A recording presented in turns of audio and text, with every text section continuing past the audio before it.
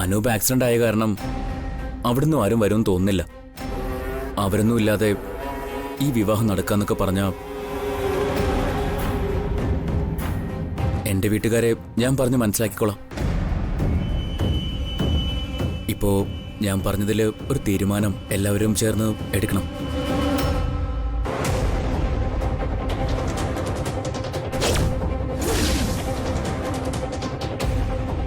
Uncle,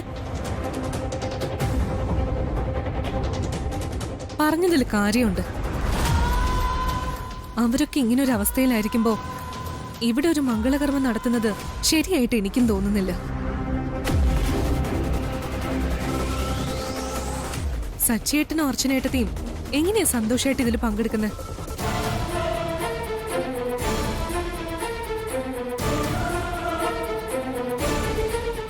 ഞങ്ങളുടെ സന്തോഷത്തിന്റെ കാര്യമല്ല, സന്ദീപിന് പോലും വരാൻ പറ്റാത്ത സാഹചര്യം. സ്നേഹയുടെ ആവശ്യത്തിന് സന്ദീപ് ഇല്ലെങ്കിൽ പിന്നെ വേറെ ആരുണ്ടായിട്ട് എന്താ കാര്യം? വിവാഹം കഴിക്കുന്നവർ തന്നെ ഇങ്ങനൊരു അഭിപ്രായം പറഞ്ഞ സ്ഥിതിക്ക് അത് കുറച്ചുകൂടെ നീട്ടി വെച്ചൂടെ അച്ഛാ?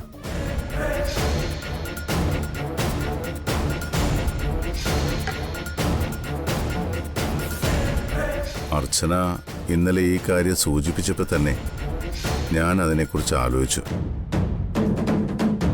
അത് ശരിയാണെന്ന് തോന്നുകയും ചെയ്തു. ജോൽസിനെ വിളിച്ച് കാര്യം പറഞ്ഞപ്പോൾ അദ്ദേഹം പറഞ്ഞത് ഈ വിവാഹം ഈ സമയത്ത് നടന്നില്ലെങ്കിൽ പിന്നെ ഇപ്പോഴൊന്നും നടക്കില്ലെന്നാ.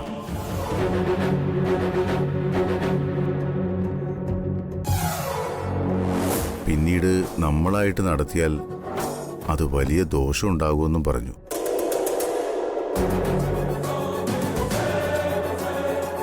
ഞാൻ ഈ കാര്യം മാഷിനെ അറിയിച്ചപ്പോൾ അവരുടെ കാര്യം നോക്കണ്ടെന്നും വിവാഹം നടക്കട്ടെ എന്നുമാ മാഷു എന്നോട് പറഞ്ഞത്.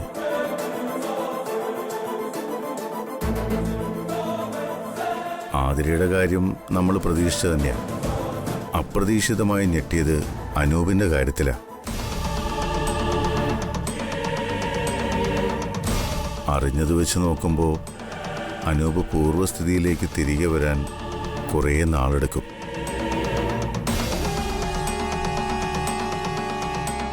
അതുവരെയൊക്കെ വിവാഹം നീട്ടിവെക്കുക എന്ന് പറഞ്ഞാൽ നമ്മുടെ ആവശ്യങ്ങൾക്ക് ധനുഷിന്റെ കുടുംബത്തെ മുഴുവൻ ബുദ്ധിമുട്ടിക്കുന്ന പോലെ ആവില്ലേ?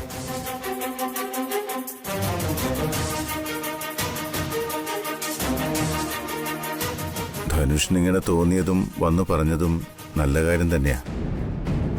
ആ വലിയ മനസ്സും ഞാൻ മനസ്സിലാക്കുന്നുണ്ട്. നമ്മുടെ നിവൃത്തികേടാ ഞാൻ പറഞ്ഞത്.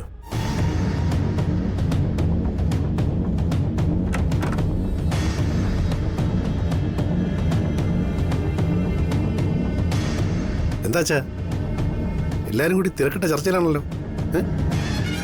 ഒന്നുമില്ല മോനെ, മാഷും കുടുംബവും ആശുപത്രിയിലായതുകൊണ്ട് അവർക്ക് ഈ വിവാഹത്തിൽ പങ്കെടുക്കാൻ പറ്റിയെന്ന് വരില്ല.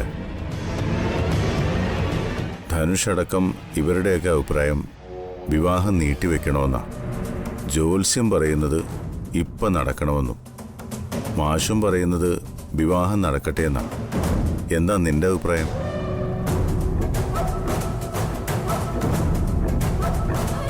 ഇവരെയൊക്കെ പോലെ തന്നെ ഞാനും ഇതിനെക്കുറിച്ച് ആലോചിച്ചതാ. ജോൽസിന്റെ വാക്ക് തള്ളിക്കളയാൻ പറ്റത്തില്ല. അതിനു പുറമെ കുറേ കാര്യങ്ങൾ വേറെയുണ്ട്. അതൊന്നും വിവാഹം നീട്ടിവെക്കുന്നതിന് തടസ്സമല്ലെങ്കിലും നിസ്സാരമായി എടുക്കാൻ പറ്റാത്തതാണ്. വിവാഹം നടത്താനും അത് കഴിഞ്ഞുള്ള സൽക്കാരത്തിനും മറ്റും അമ്പലവും ഹാളും ബുക്ക് ചെയ്ത് കഴിഞ്ഞു. വാഹനങ്ങൾ, ഇവന്റ് ടീംസ്, ഭക്ഷണം, അങ്ങനെ എല്ലാ കാര്യങ്ങളും ഇതിനോടകം ബുക്ക് ചെയ്ത് കഴിഞ്ഞു. ഇതിനെല്ലാം പുറമെ ഈ നാട്ടിലുള്ള മുഴുവൻ ആൾക്കാരെയും ക്ഷണിക്കുകയും ചെയ്തു. വിവാഹത്തിന് നമ്മൾ മാത്രമേ ഉണ്ടാവുകയുള്ളെങ്കിലും അന്ന് രാത്രിയിലെ ആഘോഷങ്ങൾക്ക് എല്ലാവരെയും ക്ഷണിച്ചിരിക്കുകയാണ്.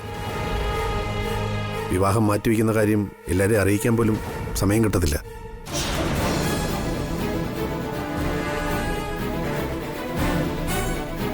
ഈ പറയുന്ന എനിക്കെന്തെങ്കിലും സംഭവിച്ചാൽ തന്നെ ഈ വിവാഹം പറഞ്ഞ സമയത്ത് നടക്കണമെന്നാണ് എൻ്റെ അഭിപ്രായം.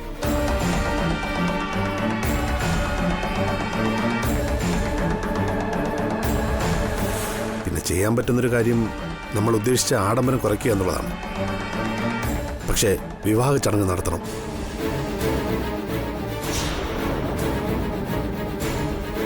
അതെ അച്ഛാ,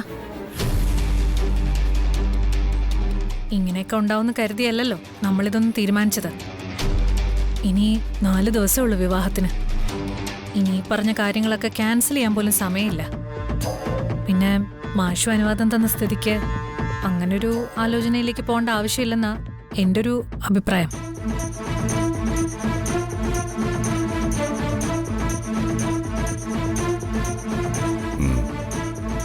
ഇതെല്ലാം മനുഷ്യരുടെ ഓരോരോ അവസ്ഥകളല്ലേ.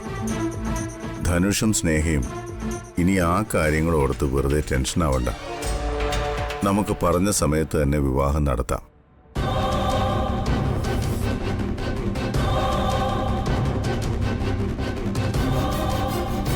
ഇനി 4 ദിവസം എന്ന് പറയുമ്പോൾ സമയം അടുത്തു.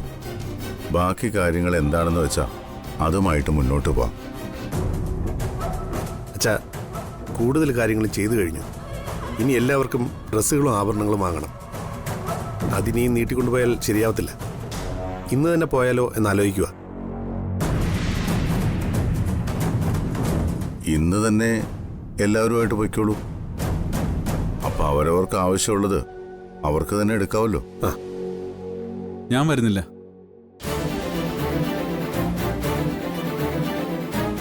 എന്റെ ഭാര്യയുടെ സഹോദരനും അനിയന്റെ ഭാര്യയും ഹോസ്പിറ്റലാണ്. ഞാനും അർച്ചനയും അങ്ങോട്ട് പോകും. പിന്നെ ഓഫീസിൽ എനിക്ക് ചില അത്യാവശ്യ ജോലികളുണ്ട്. എല്ലാവരും വിവാഹത്തിരക്കിലായ പിന്നെ അതൊക്കെ പെൻഡിങ് ആവും. അതുകൊണ്ട് എന്നെ ആരും ഒന്നിനും പ്രതീക്ഷിക്കണ്ട.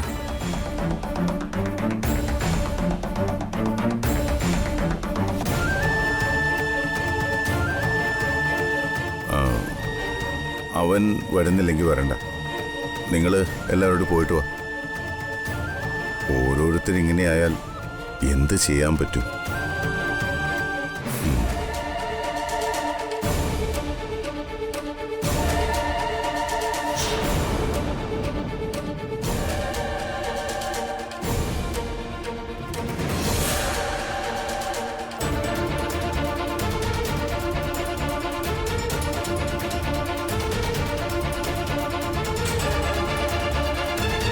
സ്നേഹ, വാ. എന്തൊക്കെയാ വാങ്ങിക്കേണ്ടതിനെ കുറിച്ച് ലിസ്റ്റ് ഉണ്ടാക്കാം. വാ.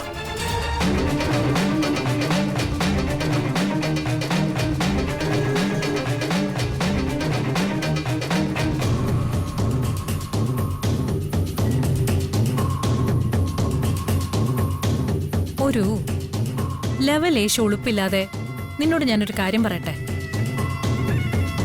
ഇപ്പൊ ഇവിടെ കണ്ടതെല്ലാം ഒരു നാടകമായിരുന്നു. ഇവിടെയുള്ളവരുടെയൊക്കെ മനസ്സറിയാൻ ഞാനും ഇവനും കൂടെ ഉണ്ടാക്കിയ നാടകം. ജോൽസിനെ കൊണ്ട് വീണ്ടും അങ്ങനെ പറയിപ്പിച്ചതേ ഞങ്ങളാ.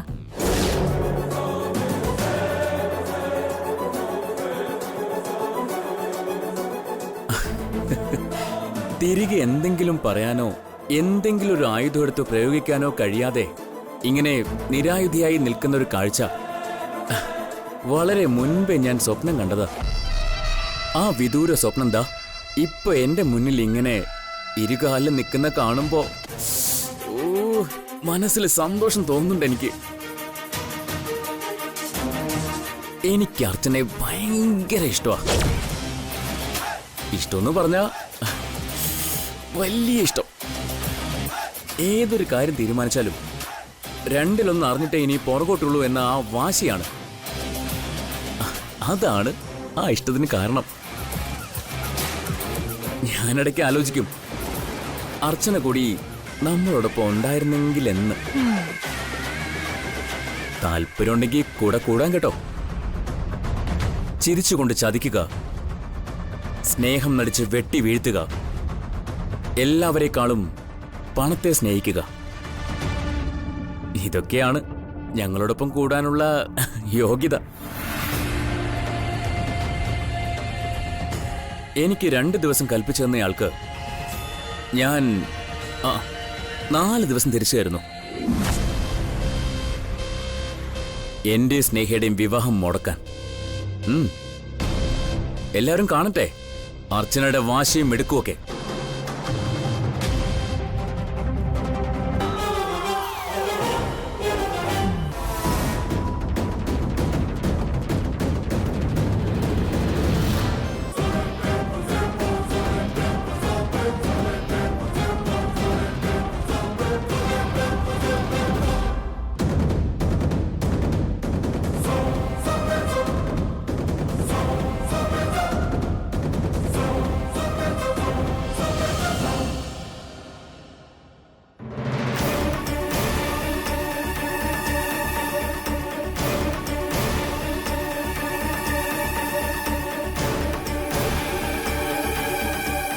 ഏട്ടത്തി, ഞാനൊരു കാര്യം പറയട്ടെ. ഇനി ഇവിടെ ആരില്ലെന്ന് പറഞ്ഞാലും ആര് മരിച്ചെന്ന് പറഞ്ഞാലും അവർ ഈ വിവാഹം നടത്തും. നടത്തുമെന്ന് മാത്രമല്ല, അതിനു വേണ്ടി എന്തും ചെയ്യാനും അവർ മടിക്കില്ല. പ്രത്യേകിച്ചും എന്റെ ചേച്ചി. ഇപ്പോ ഈ നടന്നതിനൊക്കെ പിന്നിലെ എന്റെ ചേച്ചിയുടെ ബുദ്ധിയാണോന്ന് എനിക്ക് നല്ല സംശയമുണ്ട്. ഈ വിവാഹത്തിനെതിരെ നിൽക്കുന്നവര് അല്ലെങ്കിൽ അങ്ങനെ നിൽക്കുന്നവരുടെ വേണ്ടപ്പെട്ടവരെല്ലാം അപകടത്തിലും മറ്റും പെട്ട് ആശുപത്രിയില്ല. അതങ്ങനെ സാധാരണയായി സംഭവിക്കുന്ന ഒന്നല്ലെന്നാ എനിക്ക് തോന്നുന്നേ. അതെന്താ നിനക്ക് അങ്ങനെ തോന്നാൻ? അവരെന്തെങ്കിലും പറയുന്നത് നീ കേൾക്കുകയെല്ലാം ചെയ്തോ? കേട്ടു. അതുകൊണ്ടാ ഏട്ടത്തിയോട് ഞാൻ പറയാന്ന് കരുതിയത്. എന്താ എന്താ നീ കേട്ടത്?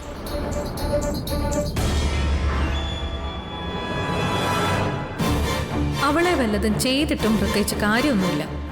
അവൾക്ക് വേദനിക്കണമെങ്കിൽ അവളുടെ താലിക്ക് എന്തെങ്കിലും സംഭവിക്കണമെന്ന് അവൾക്ക് തോന്നണം. അതായത് സച്ചി. അതെ ഏട്ടത്തെ, ഞാൻ വ്യക്തമായിട്ട് കേട്ടതാ ഇത്. അതിൽ നിന്ന് മനസ്സിലായി ഇതിന് പിന്നിൽ എല്ലാം എന്റെ ചേച്ചിയാണെന്ന്. ഇനി അവർ ഉന്നം വെച്ചിരിക്കുന്നത് സച്ചിയേട്ടനെയാണെന്നും. ഏട്ടത്തെ ഇതുപോലെ ഇങ്ങനെ തകർന്നു നിന്നാലേ കൂടുതൽ അപകടങ്ങൾ ഇനിയും സംഭവിക്കും. വന്നതിനെ കുറിച്ച് ആലോചിച്ച് നിൽക്കാതെ വരാനുള്ളതിനെ തടയണം എന്ന ഒരൊറ്റ ലക്ഷ്യവുമായിട്ട് മുന്നോട്ടു പോയാൽ മാത്രമേ ഇതിനെയൊക്കെ നമുക്ക് തരണം ചെയ്യാൻ പറ്റൂ.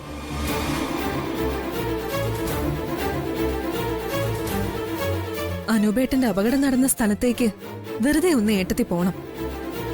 അതുവരെ പോയി ഒന്ന് മൊത്തത്തിൽ നോക്കണം. അവിടുന്ന് എന്തെങ്കിലും തെളിവ് നമുക്ക് കിട്ടുമെന്നാ എന്റെ മനസ്സ് പറയുന്നത്. ചിലപ്പോ ഈ അപകടം നേരിട്ട് കണ്ട ആരെങ്കിലും അവിടെ ഉണ്ടെങ്കിലോ. അതുപോലെ തന്നെ സച്ചിയേട്ടനോട് ഒന്ന് സൂക്ഷിക്കാനും പറയണം. ഈ വിവാഹം നടക്കുന്ന അന്ന് വരെ സൂക്ഷിച്ചേ പറ്റൂ. അല്ലെങ്കിൽ നമ്മൾ പ്രതീക്ഷിക്കാത്തതൊക്കെ നമ്മൾ കാണേണ്ടിയും അനുഭവിക്കേണ്ടിയും വരും. എനിക്ക് ഉറപ്പാ അത്.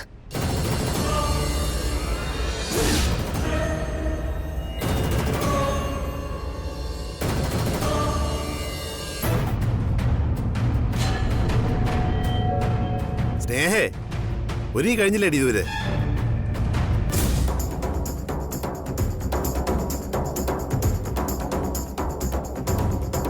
ഇവിടെ അടുത്ത് പോകുന്നതിന് നീ ഇത്രയും സമയം എടുത്ത് ഒരുങ്ങുമെങ്കിൽ ദൂരെ എവിടെയെങ്കിലും പോവുകയാണെങ്കിൽ ധനുഷ് വിഷമിക്കുമല്ലോ. അതിന് ഞാനെന്തൊരുങ്ങാൻ? സമയം എടുത്തത് മുഴുവൻ ഏട്ടത്തിയാ. അച്ഛനോട് പറഞ്ഞിട്ട് പോവാ. അച്ഛാ, അച്ഛാ, ആ അച്ഛാ, എന്നാ ഞങ്ങൾ പോയിട്ട് വരാം. നിങ്ങൾ പോയിട്ട് വാ.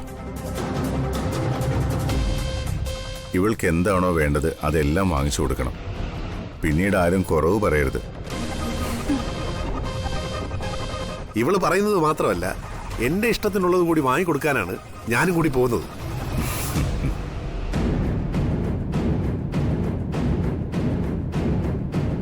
എന്നാ നിങ്ങൾ സന്തോഷമായിട്ട് പോയിട്ട് വാ. അച്ഛനെന്താ വാങ്ങണ്ടേ? ആ, എനിക്കുള്ളത് ഞാൻ പിന്നീട് പോയി വാങ്ങിച്ചോളാം. തൽക്കാലം നിങ്ങൾക്കുള്ളതൊക്കെ മേടിക്കും. എന്ന് പോയിട്ട് വരാ അച്ഛാ. വാ. അവന്റെ അടുത്തേ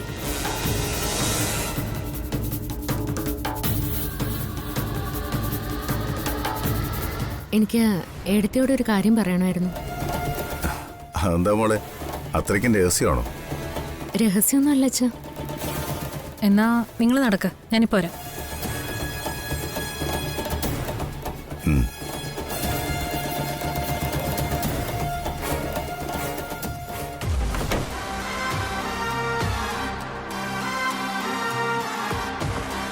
എന്താടി, വേഗം പറ, എനിക്ക് പോണം. എനിക്ക് നിങ്ങളോട് പറയാനുള്ള കാര്യം മറ്റാരും അറിയരുതെന്ന് നിങ്ങൾക്ക് ആഗ്രഹമുള്ളതുകൊണ്ടല്ലേ ഞാനൊരു കാര്യം പറയണ്ടെന്ന് പറഞ്ഞപ്പോ തന്നെ അവര് പുറത്തേക്ക് പറഞ്ഞു വിട്ടത്.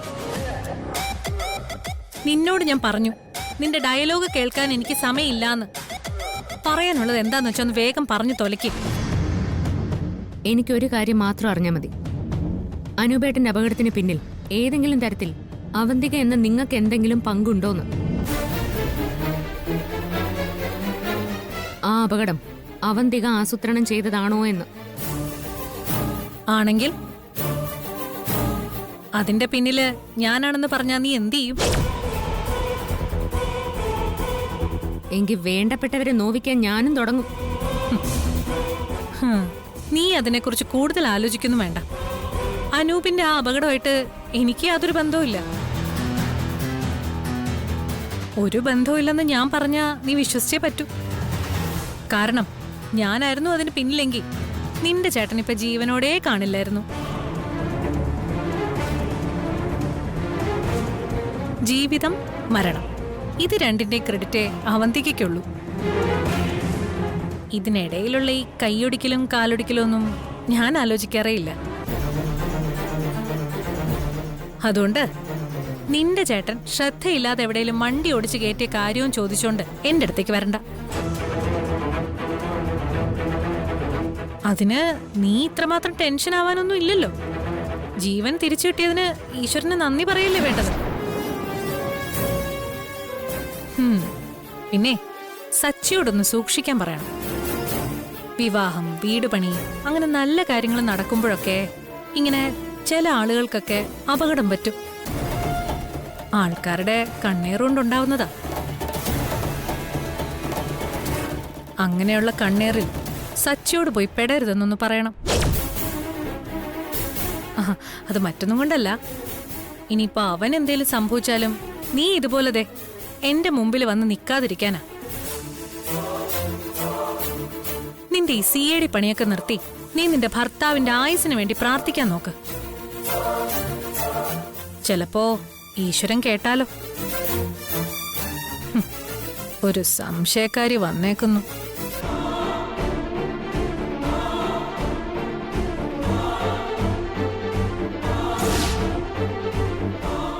എന്താ നീ കേട്ടത്? അവൾക്ക് വേദനിക്കണമെങ്കിൽ അവളുടെ താലിക്ക് എന്തെങ്കിലും സംഭവിക്കണമെന്ന് അവക്ക് തോന്നണം. അതായത് സച്ചി. ഇനി അവർ ഉന്നം വെച്ചിരിക്കുന്നത് സച്ചിയേട്ടനെയാണെന്ന്.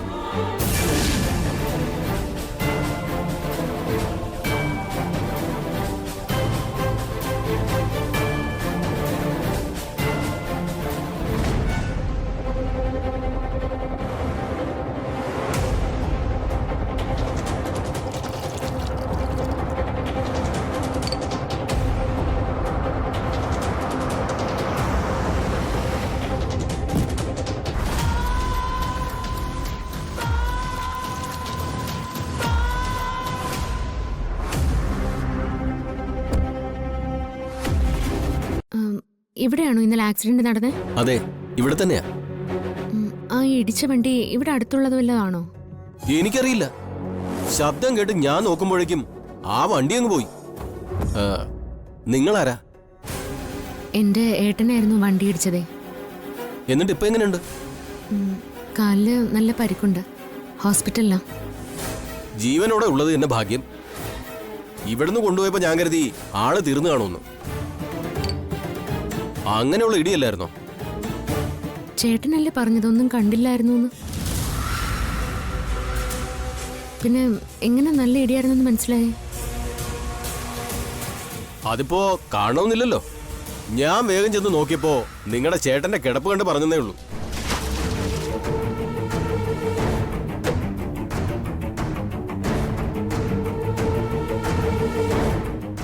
ನಾನು ಕಂಡದ ഒരു ജീപ്പ് വന്ന് ഇടിക്കത്.